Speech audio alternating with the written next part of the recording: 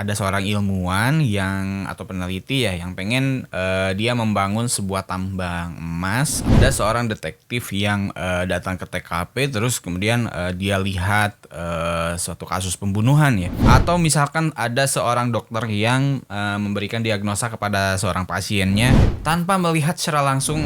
Nah, ini adalah merupakan teori berpikir level 2.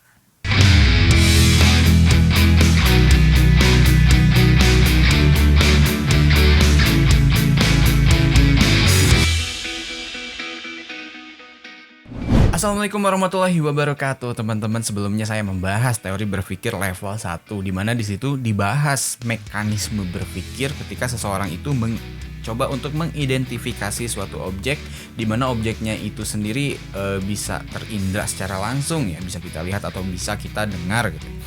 Nah, pada kali ini kita akan melanjutkan pembahasan teori berpikir level 2, di mana di dalam teori berpikir level 2 ini si objeknya itu tidak bisa terindra secara langsung. Jadi kita nggak bisa lihat secara langsung, nggak bisa kita dengar. Kalau istilah lainnya ya goib ya gitu. Ada, tetapi nggak bisa kelihatan. Oke, contoh-contoh penerapan teori berpikir level 2 itu adalah misalnya ada seorang ilmuwan atau peneliti ya yang pengen dia membangun sebuah tambang emas atau mineral misalkan ya. Nah, kemudian dia melakukan observasi untuk menentukan di mana sih letak tanah yang akan digali, yang kemudian nantinya diyakini ya di dalam tanah itu terdapat kandungan emas atau mineral. Nah, sementara peneliti ini belum melihat secara langsung bahwa ada emas di dalamnya gitu. Atau contoh lainnya ada seorang detektif yang datang ke TKP terus kemudian dia lihat suatu kasus pembunuhan ya. Pada saat detektif itu mengidentifikasi bahwa ini adalah kasus pembunuhan loh, ini bukan bunuh diri misalkan ya. Nah, itu detektif ini melakukan penerapan teori berpikir level 2 sebetulnya gitu.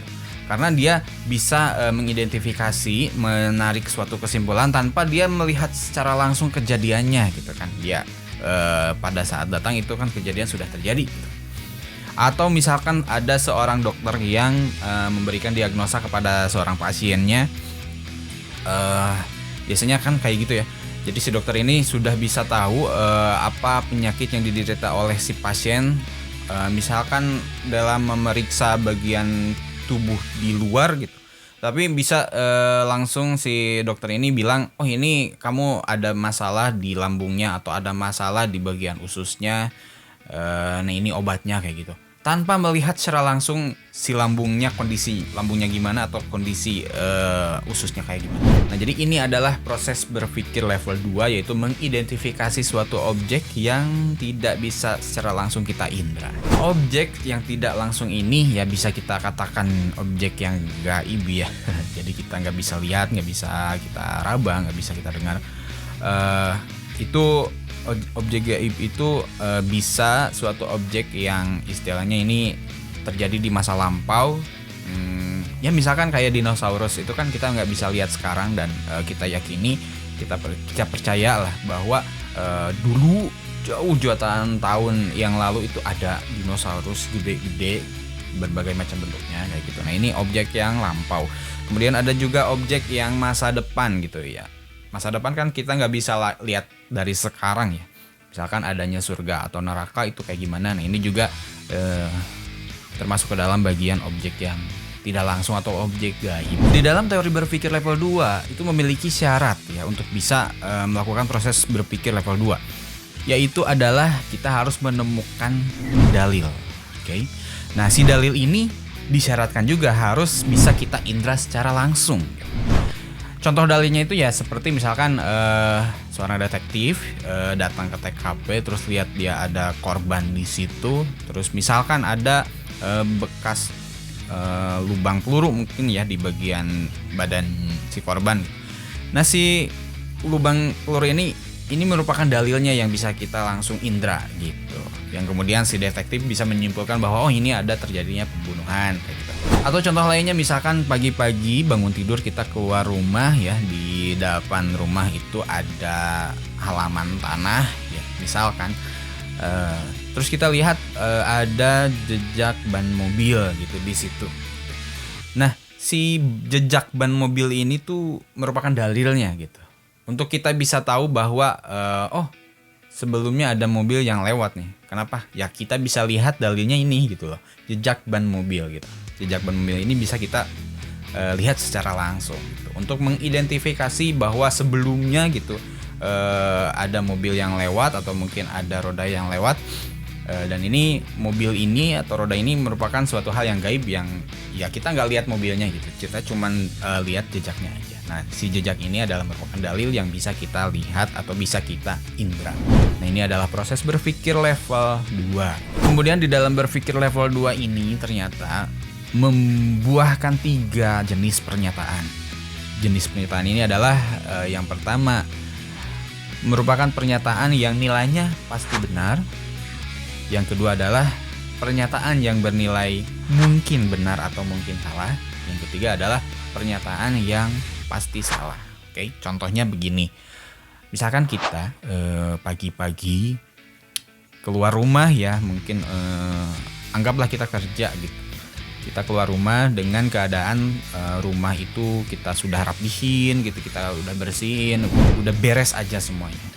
Nah, kemudian kita pergi keluar dan sore harinya pulang lagi, tiba-tiba pas pulang kita lihat kondisinya tuh sudah berantakan. Barang-barangnya udah gak di tempat yang kita bereskan sebelumnya. Terus kita lihat ternyata ada benda-benda yang berharga yang udah gak ada. Nah, di sini kita langsung kan berpikir biasanya, wah, ada yang masuk nih, ada yang berantakin rumah nih. Nah, pada saat kita lihat ternyata ada barang-barang berharga yang hilang, terus kemudian kita berpikir, wah, ini ada maling. Kemudian kita kan biasanya saking paniknya, terus kita berpikir gitu ya, menduga-duga, oh, malingnya ini pasti si bapak ini nih, soalnya dari kemarin misalkan udah sering saya lihat nongkrong di depan rumah nih kayaknya gitu, atau si bapak ini yang kayaknya gerak-geriknya mencurigakan kayak gitu. Nah, di sini di dalam teori berpikir level 2 ini kita memunculkan 3 jenis pernyataannya tadi ya. Ketika kita membuat pernyataan bahwa ini pasti ada yang berantakin rumah, melihat dalil yang ada, ya dalilnya adalah kondisi barang-barang di rumah yang sudah berantakan ya, yang sebelumnya padahal kita udah beresin. Nah, ini merupakan pernyataan yang nilainya pasti benar. Pasti dong gitu kan. Ini pasti ada nih yang bikin berantakin barang-barang di rumah. Nah, ini nilainya pasti benar. Kemudian ketika kita memunculkan pernyataan si bapak ini nih pelakunya gitu, malingnya tuh si bapak A misalkan. Nah, apakah dengan dalil yang ada ini pernyataan ini adalah nilainya pasti benar? Enggak ya. Mungkin aja si bapak itu atau mungkin juga bukan gitu kan. Mungkin benar si bapak itu tapi mungkin juga bukan. Nah, maka pernyataan ini termasuk ke dalam pernyataan yang mungkin benar atau mungkin salah. Nah, kemudian pernyataan yang ketiga, pernyataan yang pasti salah itu apa ya?